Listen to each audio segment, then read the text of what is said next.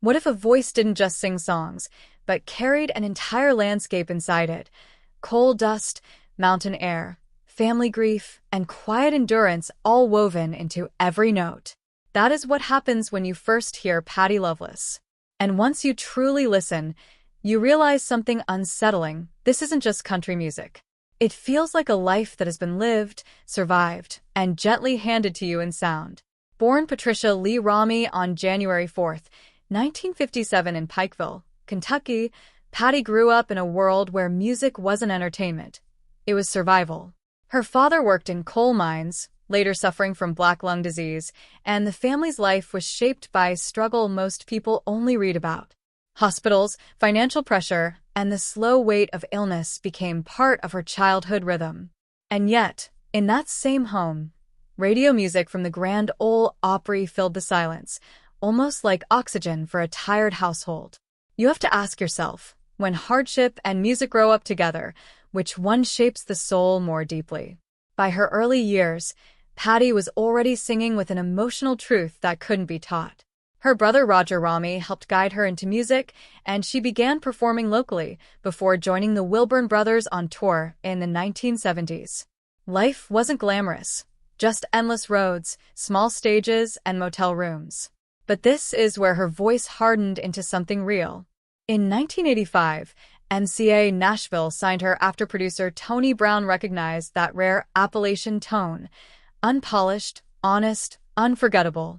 Her 1986 debut album, Patty Loveless, didn't explode commercially, but it announced something important: a voice that refused to be manufactured. Then came the shift. In 1988, If My Heart Had Windows and Honky Tonk Angel changed everything, with Timber, I'm Falling in Love becoming her first #1 hit. Suddenly, Patty wasn't just surviving Nashville, she was shaping it. But behind the rise, life was quietly testing her again. In 1992, a vocal cord aneurysm forced surgery that threatened to end her career completely.